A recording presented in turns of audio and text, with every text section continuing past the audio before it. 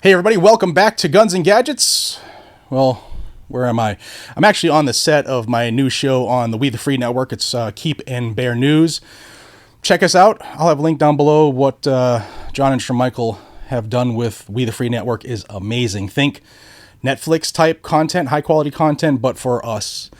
Check it out. Links down below. But I've been hearing many whispers about an announcement coming from the White House related to the future of National Firearms Act enforcement under the Trump administration. And I took yesterday off to spend time with the wife and kids, so I figured I'd tell you today, just so you can be aware and pump the brakes, and I'll tell you why. Administrative action it's not law.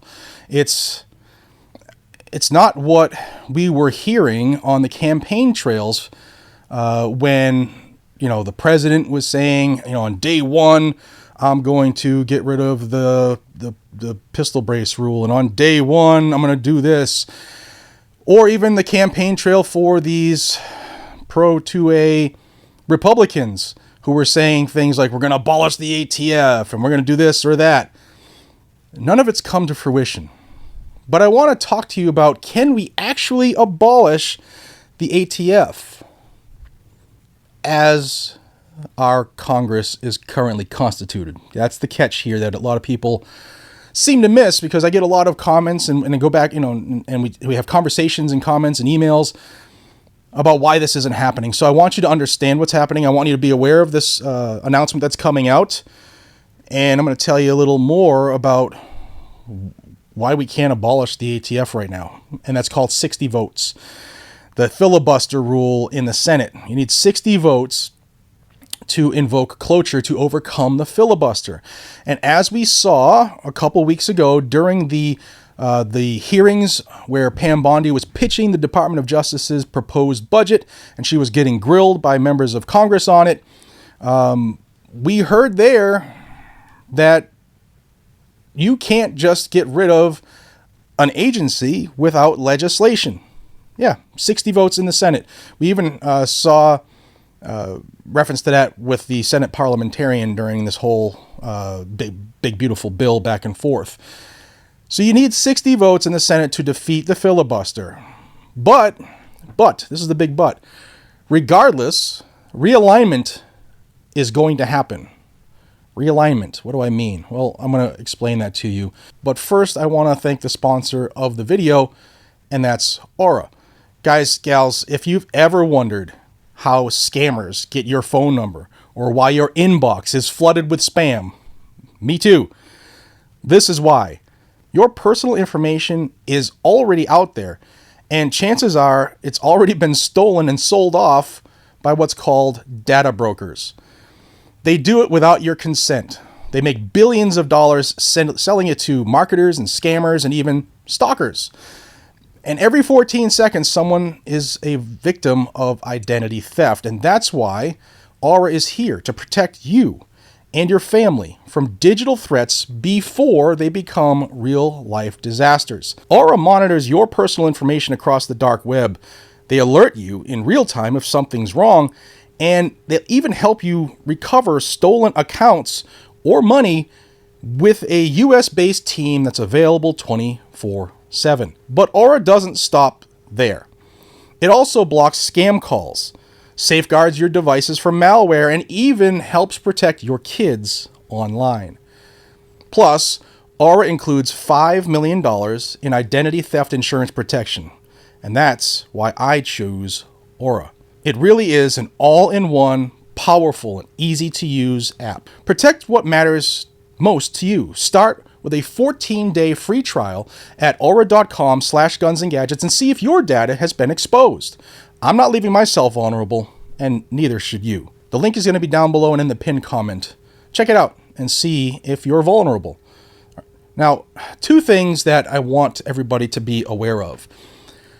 I've heard some people say, let's just get rid of the filibuster. John Thune, the Senate, they can do that. They can. But that's a double-edged sword, guys and gals.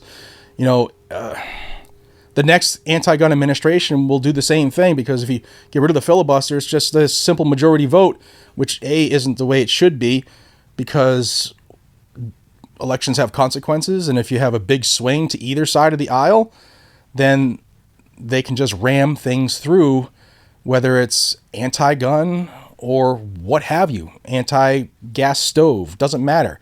No, it's a dangerous thing, and I don't support getting rid of the filibuster. But I will say that this realignment that is going on, it can also be undone by the next Attorney General. So it's, again, a double-edged sword. Some of the things I hear are happening in this realignment will be beneficial. But again, it can be undone on day one of the next administration. See, the Attorney General can move manpower around as she sees fits, as we saw when she removed, or when Pam Bondi, the Attorney General, she moved ATF agents to the border to help with securing the border, right? She will still move assets where ATF will work closely. That's the key. They'll work closely with DEA, the Drug Enforcement Agency, under the same umbrella. Not an actual merger, because that requires legislation that requires 60 votes. It's also nothing even close to abolition, like we were told. Let's abolish the ATF. But in the eyes of the law, she can move assets around. But there'll still be two independent three-letter agencies just working together closely, which in and of itself is very bad for the Second Amendment. Why? The DEA is better funded. The DEA has a bigger scope. The DEA has bigger tactical teams. So embedding ATF, or not embedding, that's having them work closely is what Pam Bondi's wording is. It's still very dangerous for gun owners. Yes, they can remove positions. They can use layoffs. They can utilize unfilled vacancies, terminations, or even early retirement to tweak staffing legally. And they will do that, all thanks to the Supreme Court's decision last week regarding President Trump's power to fire federal employees. So they will do that. Now back to the whispers here coming out of the White House here soon regarding the NFA here and the enforcement going forward under the Trump administration. I want you to pump the brakes, because whatever comes out can and will be undone on day one of the next administration, especially if it's a Democrat administration. You can guarantee it that they'll undo it, whatever it is. That's not the way we are supposed to do things here in this country. This is not going to be a new law. It's not going to be an actual effort to rescind the NFA law or anything associated with it. So keep that in mind. What's coming is going to sound good from what I'm told, but it's not. And also, I've been asked a bunch here in the last 2 weeks since this bill, the big beautiful bill, was signed. What about bills like HR 38, reciprocity, or the bills to abolish anything, NFA, ATF, or the whatever, and any bill right now, unless it has strong bipartisan support, none of it's happening. We're not going to get 60 votes in the Senate for anything pro-gun, period, point blank, hard stop. And that means not only, how would we get 60 votes? You would have to have every single Republican vote in favor of the bill, and then you would still have to have Democrats cross the aisle and join the Republicans. And if you think that Republicans are going to get Democrat support on abolishing the ATF or the IRS or anything else, I don't think that's the case. Otherwise, they would have moved, and they would have moved quick. So, the only thing that changes that status, as is currently constituted, is elections. You have to strengthen the majority in either chamber for either party, whatever party you support. And the Republicans that ran on the Second Amendment and promises of abolishing the ATF or getting short-barrel rifles and short-barrel shotguns, etc., off of the National Firearms Act, and even the ones that didn't have the stones to overthrow the partisan, bureaucrat, swamp creature parliamentarian in the Senate, that's Senate Majority John Thune, they're the ones who let us down. Remember, it was Republicans that ushered in the Bipartisan Safer Communities Act under the Biden administration when the Democrats did not have the votes in the Senate to get it done. Thanks, John Cornyn. You did that. And just like they did with Trump's border policy, his deportation policy, the reduction of the Department of Education, and anything else that he has attempted to do since day one, there will be lawsuits to stop it immediately. The only reason we got as far as we did in the National Firearms Act attempt here in that reconciliation bill, the one big beautiful act it's now called because it's now law, is because of you. Your voice. We the people. You all made the phone calls when I was helping to direct to people who needed to have pressure put on them immediately. You all are the ones who lit them up on X. You all are the ones who even went to go see them in their office hours when at the district. You all are the ones who wrote letters and kept the pressure on.